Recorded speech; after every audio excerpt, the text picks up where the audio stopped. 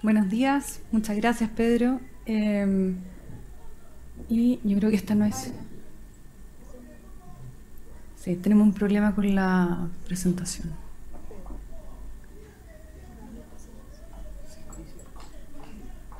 No. Bueno, por el...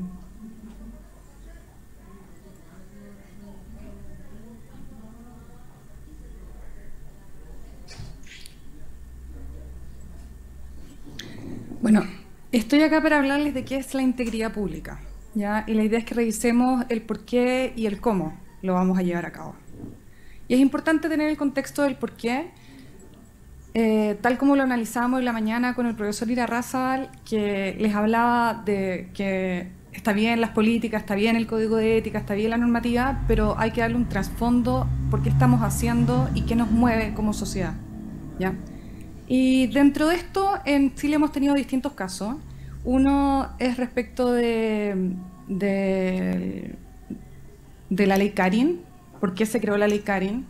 Y en ese caso, el director Luis, que trabajaba, asumía feliz su cargo en el año 2019, él tenía todas las intenciones de hacer las cosas bien, pero no sabía finalmente que en su organización habían personas que lo estaban pasando mal, como era el caso de Karin. Y bueno, Karin era una funcionaria que ya llevaba 14 años de experiencia dentro del hospital.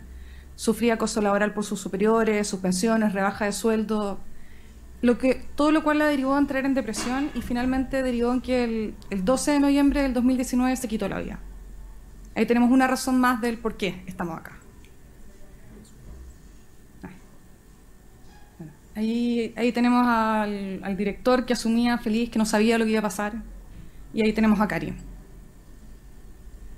Luego, Virginia tenía una gran carrera política desde el año 75, fue alcaldesa de Viña del Mar desde el año 2004 y tenía a simple vista grandes estándares en gestión municipal y probidad.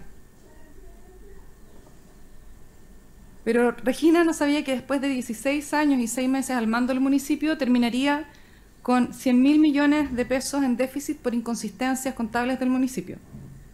Y no era mala fe, pero la ley realmente no distingue intenciones. César, que fue parte del directorio de una empresa financiera, revisaba mes a mes estados financieros auditados por una de las grandes empresas de auditoría y todo cuadraba, pero a simple vista tenía una gobernanza sólida. Pero nunca se imaginó que bajo esos balances había repactaciones forzadas a 400.000 clientes, donde se inflaban los ingresos y se ocultaban las pérdidas. Y lo supo cuando de verdad era portada de los diarios. Entonces, ¿qué tienen en común Luis, Virginia y César? Todos tenían experiencia, tenían buenas intenciones, pero pudieron haber previsto lo que iba a pasar. Cuando en estos casos los protocolos no bastaron, porque todos tenían protocolos y las buenas intenciones tampoco pueden ser base de una evidencia.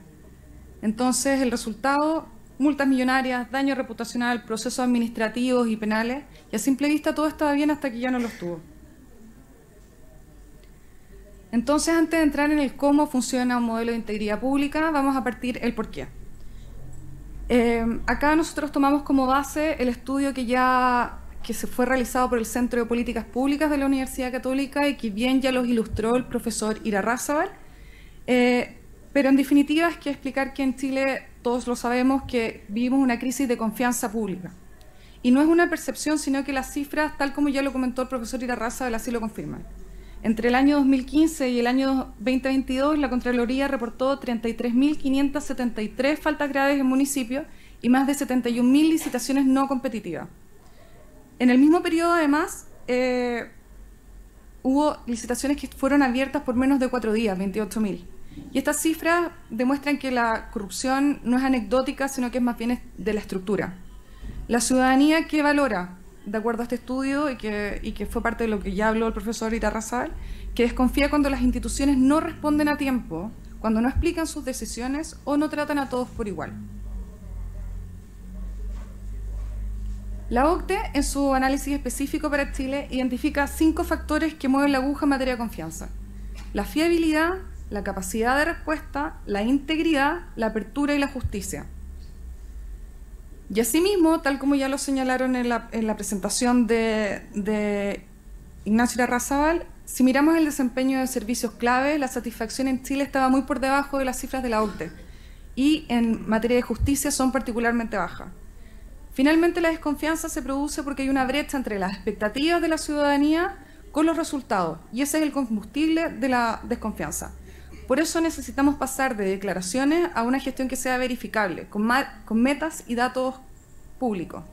Por lo tanto, aquí están llamadas nuestras autoridades a liderar con evidencia y ejemplo, garantizar la fiabilidad y la confianza de las respuestas, que los procesos funcionen a la primera, cuidar la integridad, estableciendo reglas claras, gestión de conflictos y consecuencias de anticumplimiento, abrir la información que le entregamos a la ciudadanía, asegurar la justicia y el trato igualitario. Y si hacemos todas estas gestiones, al final la confianza no se pide, sino que se gana. Y ese es el objetivo de lo que vamos a ver hoy. ¿Qué nos gustaría leer en un año? Que municipios y corporaciones reducen sus observaciones de Contraloría, responden a tiempo a la ciudadanía y ordenan sus finanzas. Y todo esto se logra con una estrategia clara.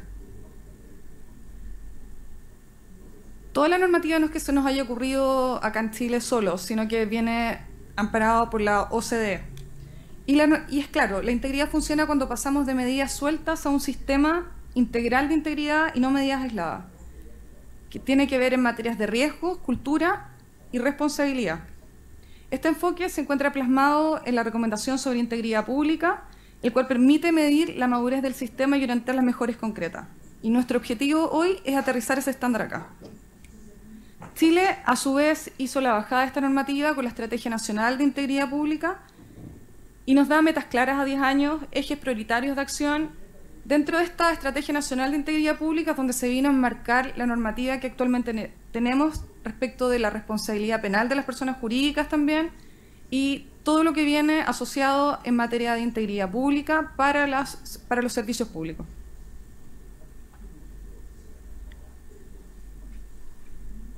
Bueno, así es como debe funcionar el modelo. Tenemos que tener gobernanza y liderazgo visible. Esto ya lo trató Yoav. Que estas son las características que debe tener la gobernanza para una implementación efectiva. Finalmente, de que la alta dirección dé el ejemplo para todas las personas que se encuentran bajo esa organización. Entonces, para que el sistema funcione necesitamos tener roles definidos. Una autoridad pública que rinda cuentas. Y a esto se refería Yoav, que en materia del seniority. Cuando a mayor cargo, mayor deber de cumplimiento y mayor responsabilidad.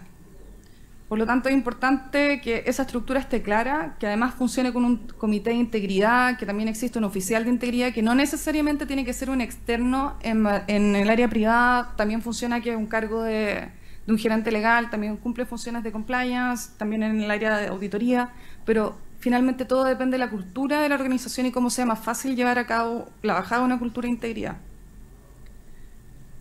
Bueno, y esta normativa está alineada con las normas de control de la Contraloría General, que finalmente se basa en los estándares internacionales INTOCOSAI y COSO. El primer paso para empezar para integrarse en un modelo de integridad pública es realizar un diagnóstico, levantar los procesos críticos, medir las brechas, control interno, priorizar impacto con probabilidad y publicar un plan de acción. La integridad se sostiene con reglas claras, que ya habíamos hablado un poco antes, lo nombró Yoav respecto al código de ética, pero no tiene que ser un copy-paste de algún otro organismo, sino que realmente tiene que rescatar los valores que queremos entregar dentro de una organización a la ciudadanía que nos representa y cómo podemos darle una bajada que podamos cumplir. Y lo más importante, que este código de ética tiene que ser conocido por todas las personas que están dentro de la organización.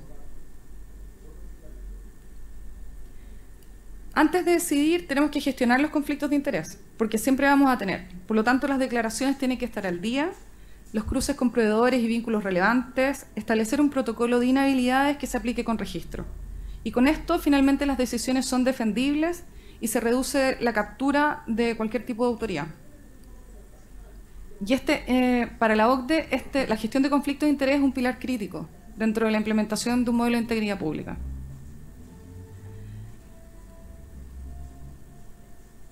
Tenemos que entender qué son los riesgos penales, porque pueden afectar directamente a los funcionarios y las autoridades que intervienen en procesos críticos. Por lo tanto, tenemos que mapear sistemáticamente los riesgos de delitos económicos que pueden afectar a los funcionarios y a las autoridades en estos procesos. Tenemos que identificar la exposición específica a delitos tales como cohecho, administración desleal, lavado de activos, entre otros, y para entidades sujetas a la Ley de Responsabilidad de Personas Jurídicas, como las empresas del Estado y las corporaciones municipales, se deben alinear con los controles de las exigencias de la Ley 20.393. Hay algo importante que es casi la mayoría de las veces no lo vemos, pero es que la Unidad de Análisis Financiero ya establece la obligación de contar con modelos de prevención del delito o de integridad pública o de compliance, que finalmente estamos hablando de lo mismo. Y lo hace en su artículo 3º, donde establece que los municipios y corporaciones municipales deben reportar operaciones sospechosas cuando detecten actos o transacciones que puedan vincularse al lavado de activos o financiamiento del terrorismo. Entonces, para poder hacer esto, tengo que tener un modelo que me permita detectar, analizar y reportar de manera adecuada. Por lo tanto, necesitamos un sistema de integridad municipal. No basta con tener un reglamento o una política en papel, sino que tiene que estar funcionando.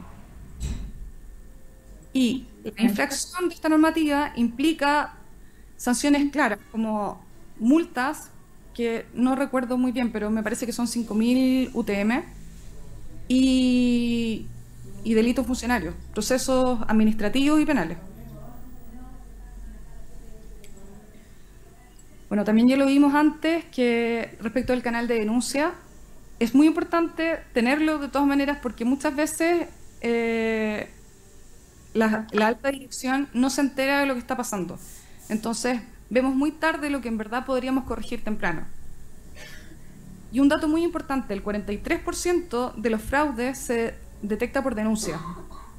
Y las organizaciones que tienen implementados canales de denuncia reducen en un 50% las pérdidas que pueden obtener no teniéndolo. Por lo tanto, tener un canal de denuncia sí mueve la aguja. La transparencia tiene dos caras. La transparencia activa, que tiene relación con la publicación periódica y completa de información obligatoria, entregar datos abiertos y que sean reutilizables, actualizarla oportunamente y verificar la calidad de la información que le estoy entregando a la ciudadanía. Y la transparencia pasiva, que tiene que ver con responder a tiempo y con fundamento cada solicitud ciudadana. Y esto es muy importante porque, nuevamente, con esto, cuando yo le entrego datos a la ciudadanía, vuelvo a crear puentes para recuperar la confianza. El control interno no tiene que ser papeleo, tienen que ser controles probados y ojalá tener un tablero con alertas tempranas. Tenemos que priorizar adendas que estén fuera de norma, tratos directos reiterados, subvenciones sin rendir u horas extras atípicas. Esto también se tiene que ajustar al formato ya establecido por la Contraloría y a las buenas prácticas de las normas que ahí les va a hablar Sonia respecto de COSO y TOSAI.